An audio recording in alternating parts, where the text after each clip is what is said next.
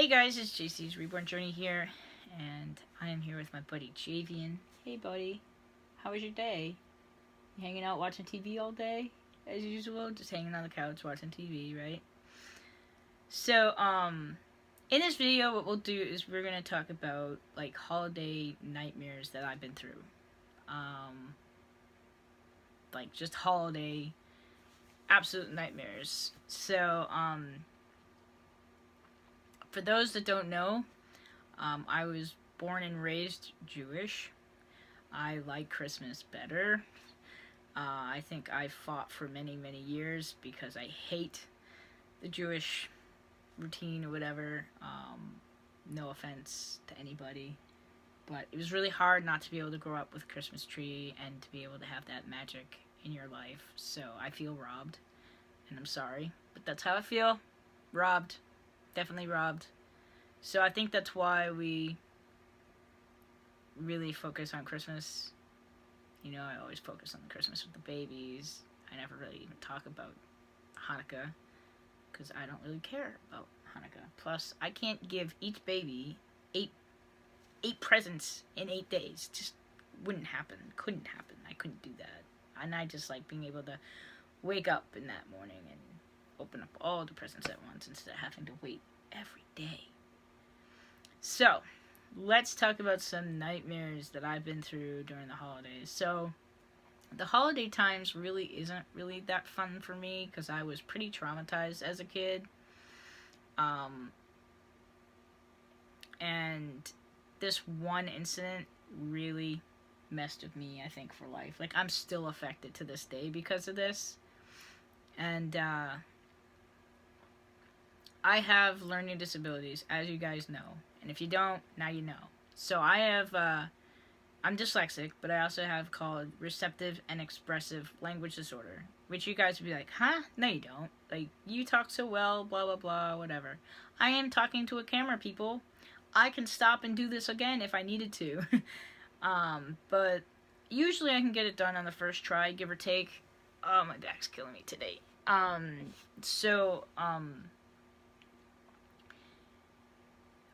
As a kid, though, it was a lot more difficult, and I was misunderstood a lot more. People didn't understand me, and I'm sorry, this incident should not even have happened. Like, it was that crappy. And I know that my voice might sound a little different today. I am having a sore throat, not sure why. I do actually have a sore tongue, which is weird, and I have a sore on or underneath on the side of my tongue. I don't know. I've already talked to or messaged my doctor about it. Told him that if I was still feeling like I don't know if I'm getting sick or what, or I don't know. So it's tough to know because I wear dentures, I have nodules on my voice box, and I have testosterone that's changing my voice. So you just never know what's going on. So anyways, this incident happened, I think, when I was either 8 or 9 years old. I'm going to take a guess and say I was 9, but I'm not sure. I'm trying to remember if my brother was born. He might have been, so I would have maybe 8 or 9. Who knows? I really don't know. But, so I was either 9 or 10 or 8. Something in the round of that. And, so I guess, and I don't know exactly when this was, but this was very close to Hanukkah, that time of year, and Hanukkah is usually before Christmas. I don't know when it is this year, don't really care, but,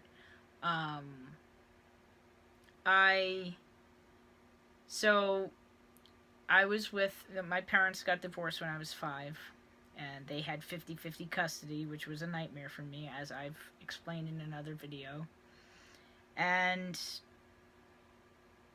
my father and my stepmother and her 2 boys and myself, we went to New York. Now, the actual going to the New York part and the actual, seeing her dad and his house, and I really liked his house because it was like on different floors. It was really weird. But it was nice, and I think I've always been into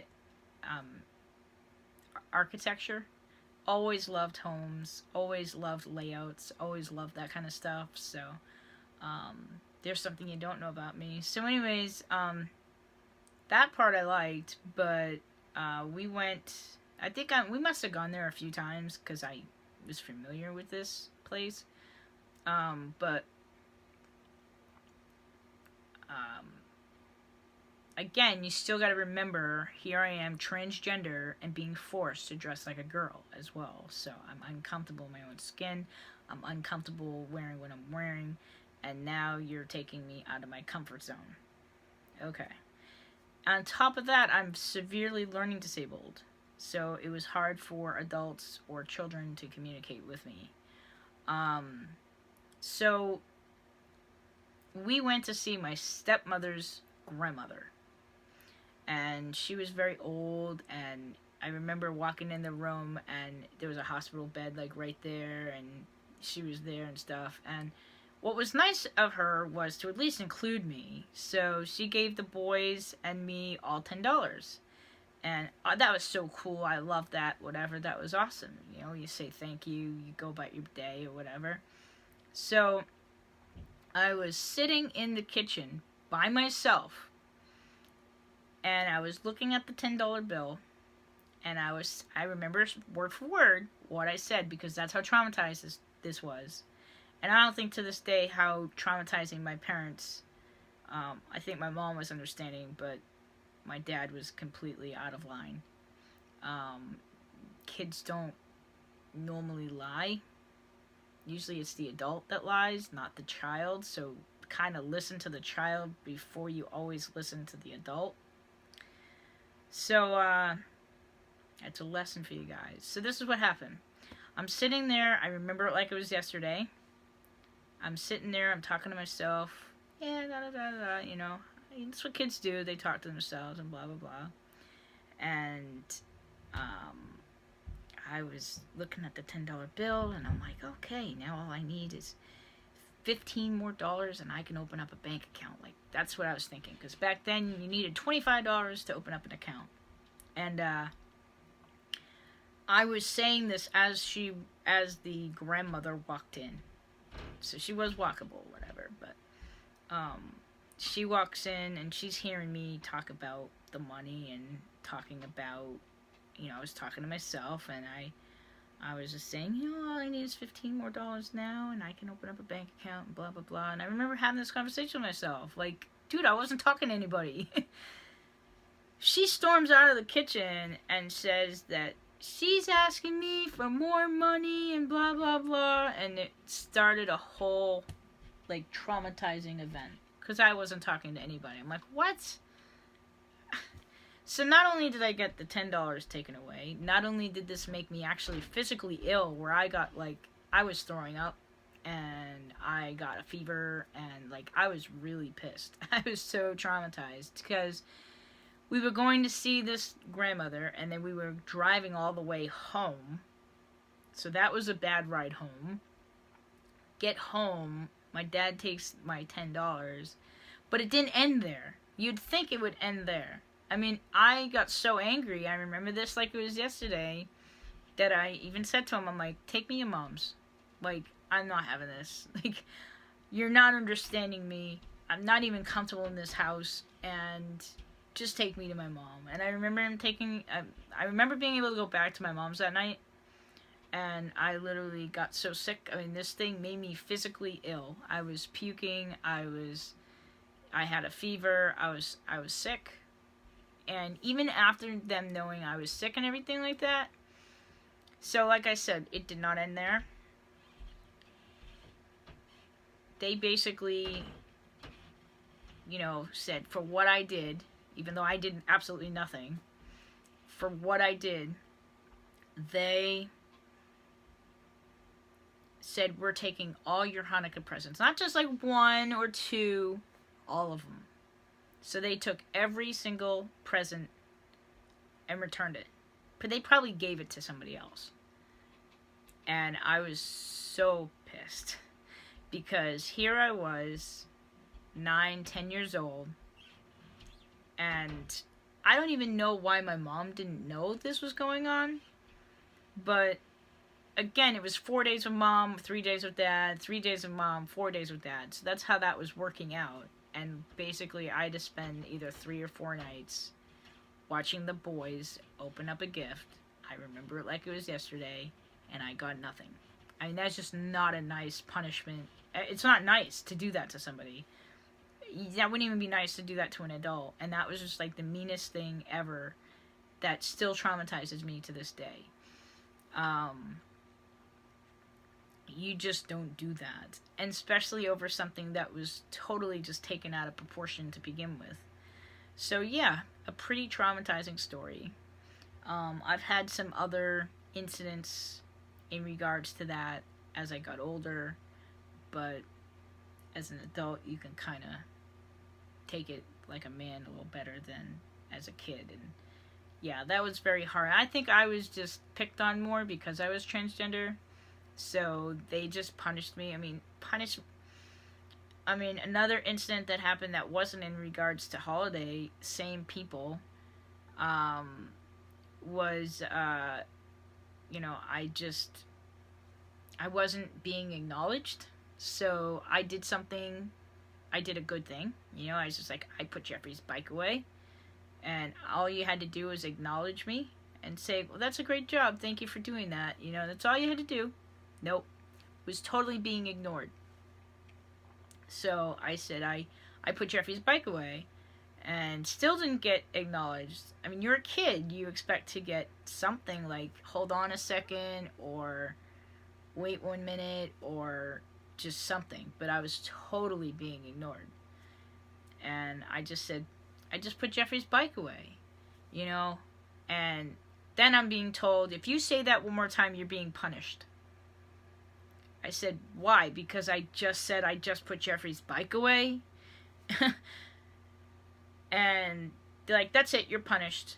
And back then we had video stores that you rented a video, and yeah, I know things are obsolete today, but it's too bad. I kind of miss those days when you can just go to Blockbuster and rent a movie and go home. And yeah, it was like $10 for the month, and you could rent as many movies, but it was 1 at a time or 2 at a time. I don't know. You know how it was. You can keep it as long as you wanted. I mean, that was like cool. Like, that's better than those dollar little vending machine things with the $1 a day. I mean, those are stupid. I don't use those. And no, so she comes back out after dropping those off, and they knew they were going to a candy store that day, so they wanted to see me torture. And she said, I know exactly what she's going to get punished from. Candy for 2 weeks. So instead of just dropping me in my mom's house, they brought me all the way to Maine to a candy store, and I just go in the candy store and I get told to get out. I was beyond, let's just say, be glad I wasn't your kid that day. I was literally hitting my father. I'm 8 years old, maybe 8, 9 years old. I'm hitting him. I'm crying. I'm just out of control. How dare you, because it was just like, how dare you, like, over this.